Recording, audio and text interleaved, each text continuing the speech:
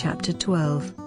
Now, about that time, Herod the king made cruel attacks on the Christians, and he put James, the brother of John, to death with the sword.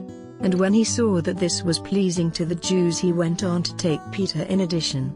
This was at the time of the Feast of Unleavened Bread. And having taken him, he put him in prison, with 4 bands of armed men to keep watch over him, his purpose being to take him out to the people after the Passover. So Peter was kept in prison, but the church made strong prayer to God for him. And when Herod was about to take him out, the same night Peter was sleeping in chains between 2 armed men, and the watchmen were keeping watch before the door of the prison. And a great light was seen shining in the room, and an angel of the Lord came to Peter and, touching him on his side so that he came out of his sleep, said, "Get up quickly." And his chains came off his hands. Then the angel said, "Put on your shoes and get ready to go." And he did so. And he said, "Put your coat round you and come with me."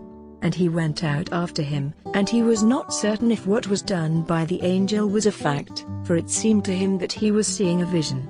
And when they had gone past the first and second watchmen, they came to the iron door into the town, which came open by itself, and they went out and down one street, and then the angel went away.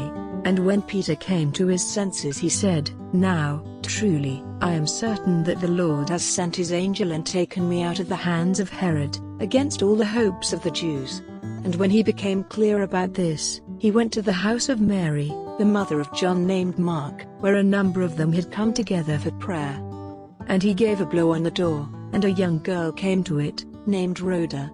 And hearing the voice of Peter, in her joy she went running, without opening the door, to say that Peter was outside. And they said to her, "You are off your head." But still she said, with decision, that it was so. And they said, "It is his angel." But Peter went on giving blows on the door, and when it was open and they saw him, they were full of wonder. But he made a sign to them with his hand to be quiet, and gave them an account of how the Lord had taken him out of prison. And he said, "Give the news to James and the brothers." And then he went away. Now when it was day, the armed men were greatly troubled about what had become of Peter. And Herod, when he sent for him, and he was not there, after questioning the watchmen, gave orders that they were to be put to death. Then he went down from Judea to Caesarea for a time. Now he was very angry with the people of Tyre and Sidon, and they came to him, all together, and having made friends with Blastus, the controller of the king's house, they made a request for peace, because their country was dependent on the king's country for its food. And on the day which had been fixed, Herod, dressed in his robes and seated in his place, made a public statement to them. And the people, with loud cries, said, "It is the voice of a god, not of a man." And straightway the angel of the Lord sent a disease on him, because he did not give the glory to God, and his flesh was wasted away by worms, and so he came to his end. But the word of the Lord went on increasing, and Barnabas and Saul came back from Jerusalem, when their work was ended, taking with them John named Mark.